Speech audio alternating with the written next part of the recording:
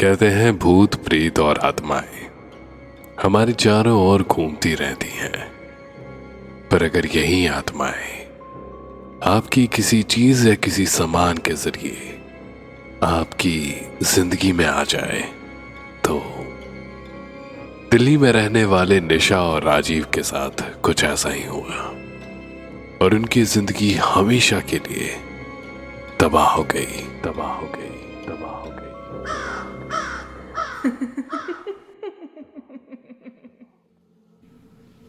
निशा और राजीव दोनों की शादी को 4 साल हो चुके थे।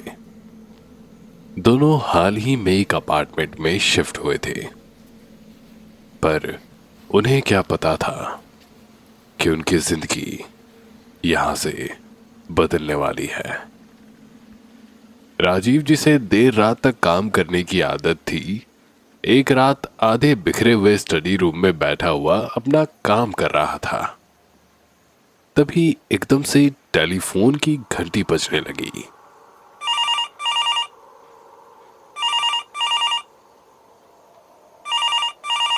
राजीव ने पहले अपना मोबाइल चेक किया, फिर अपना लैपटॉप, फिर सोती हुई निशा का मोबाइल, पर टेलीफोन की घंटी कहीं और ही बज रही थी।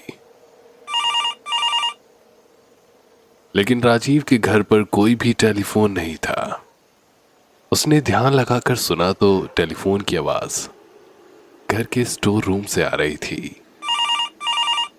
उस स्टोर रूम में पुराने किराएदार का कुछ सामान अभी भी पड़ा हुआ था।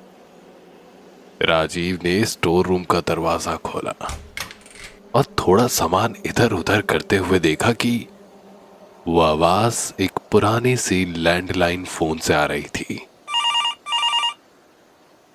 लेकिन हैरान करने वाली बात तो ये थी कि वो फोन कहीं भी कनेक्टेड नहीं था। राजीव ने फोन उठाया, सामने से कोई आवाज नहीं आई, इसलिए राजीव ने फोन वापस रख दिया। राजीव ने जब लैंडलाइन के छोटे से डिस्प्ले पर देखा तो उस पर लिखा हुआ था 000। उसे लगा कि शायद ये टेलीफोन कोई खिलौना होगा और वापस अपना काम करने चला गया। लेकिन अगली रात जब निशा सो गई थी और राजीव ऑफिस का काम कर रहा था तो उसको फिर से उस टेलीफोन के बजने की आवाज आई। राजीव को इस वक्त काफी हैरानी हुई। उसके फोन उठाते ही उसने जब हेलो बोला तो पहले कुछ सेकंड के लिए कोई आवाज नहीं आई। लेकिन जब राजीव टेलीफोन का रिसीवर नीचे रखने ही वाला था कि तभी फोन की दूसरी तरफ से उसे एक बूढ़े आदमी की हल्की सी रोने की आवाज सुनाई दी। जब राजीव ने पूछा कौन है तो उसे कोई जवाब नहीं मिला, बल्कि दूसरी ओर से उसे बूढ़े आदमी की रोने की आवाज साफ सुनाई दे रही थी।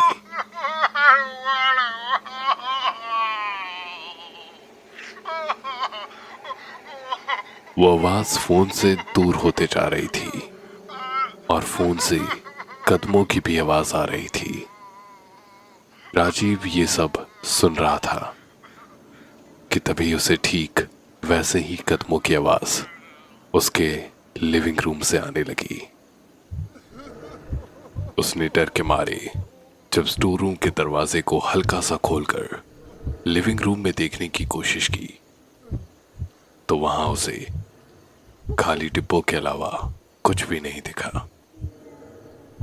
पर उसे उन कदमों और बूढ़े आदमी की रोने की आवाज अभी भी सुनाई दे रही थी। उन आवाजों को अपना वहम समझते हुए वो किसी तरह अपने बेडरूम तक पहुंचा और अपने बिस्तर पर लेट गया। पर सारी रात उसे वो आवाज आती रही। जब निशा सुबह उठी तो उसने देखा कि जो राजीव सुबह सुबह हमेशा नींद में होता था, आज वो खुली आंखों के साथ बिस्तर पर बैठा हुआ था। निशा ने जब उससे उसकी इस हालत के बारे में पूछा तो उसका जवाब सुनकर निशा को उसकी बात पर विश्वास नहीं हुआ।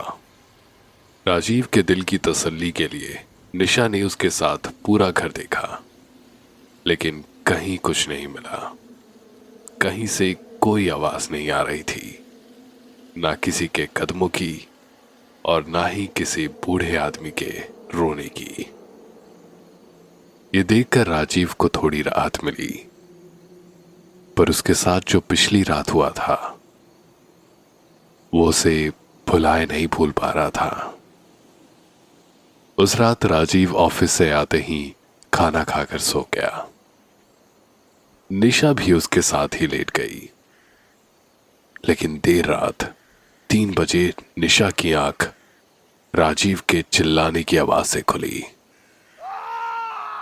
निशा भागकर स्टोर रूम में गई तो उसने देखा कि राजीव वहां हक्का बक्का खड़ा था और बार बार बस यही कह रहा था, मुझे मत मारो, मुझे मत मारो, नहीं नहीं मुझे मत मारो। तो वो फोन फिर से बजा। राजीव की ऐसी हालत देखकर निशा को कुछ समझ नहीं आ रहा था कि वो क्या करे। तो उसने बस राजीव का हाथ पकड़ा और उसे कमरे में ले जाकर पानी में नींद की दवा मिलाकर उसे सुला दिया। राजीव को इस हालत में देखकर निशा ने डिसाइड किया कि वो अगली रात जाग कर देखेगी कि असल में रात में राजीव को होता क्या था और वो क्यों इस तरीके से बिहेव कर रहा था। अगली रात निशा ने देखा कि देर रात होते ही राजीव उठा और स्टोर रूम की तरफ गुस्से से देखने लगा। फिर उसने खुद को वहां जाने से रोकने की कोशिश की और अपने दोनों कान तकिए से बंद कर लिए। वो ये करते हुए कुछ देर तक छटपटाने लगा, फिर एकदम से उठकर स्टोर रूम की ओर भागा। निशा भी उसके पीछे भागी और उसने देखा कि राजीव उस लैंडलाइन टेलीफोन को दीवार पर मारकर तोड़ रहा था और निशा के आते ही उसने टेलीफोन को उठाया और बालकनी से नीचे फेंक दिया और एक राहत की सांस लेते हुए निशा से कहा, अब वो बूढ़ा हमें कभी परेशान नहीं करेगा। उसके बाद राजीव अपने चेहरे पर मुस्कान लिए सोने चला गया। निशा अपने पति की इस हालत को देखकर बहुत परेशान थी। उसे लगा कि शायद उस टेलीफोन को फेंकने के बाद राजीव ठीक हो जाएगा, लेकिन अगली सुबह जब उसकी आंखें खुली तो जो उसने देखा वो देखकर उसके रोंगटे खड़े हो गए। उसने देखा कि राजीव एक कोने पर खड़ा था और वो किसी को अपने से दूर रहने को कह रहा था। निशा को देखते ही वो रोने लगा और कहने लगा कि वो बूढ़ा आदमी उसे मार डालेगा। निशा ने भागकर राजीव को बालकनी के कोने से पीछे करने की कोशिश की, पर उससे पहले ही राजीव का पैर लड़खड़ा गया और वो बालकनी से नीचे गिरकर मर गया। निशा का शरीर मानो जैसे तैसे वहीं जमसा गया था और तभी उसको एक लैंडलाइन के बजने की घंटी सुनाई दी, जो उसी स्टोर रूम से आ रही थी। निशा जैसे ही स्टोर रूम में पहुंची, उसने देखा कि वहां पर वही लैंडलाइन फोन पड़ा था जिसको राजीव ने पिछली रात बुरी तरह से तोड़कर बालकनी से फेंका था। उस फोन की घंटी बजती ही जा रही थी। निशा ने डरते हुए जब उस टेलीफोन को उठाया तो दूसरी तरफ से एक रोने की आवाज आई।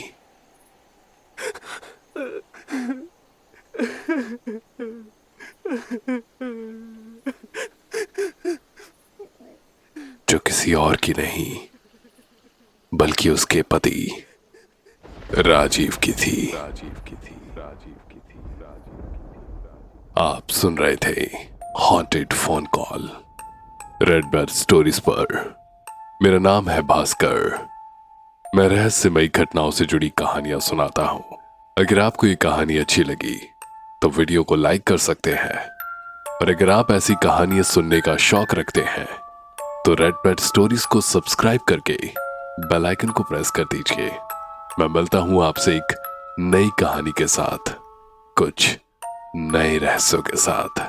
तब तक के लिए मुझे दीजिए इजाजत। धन्यवाद।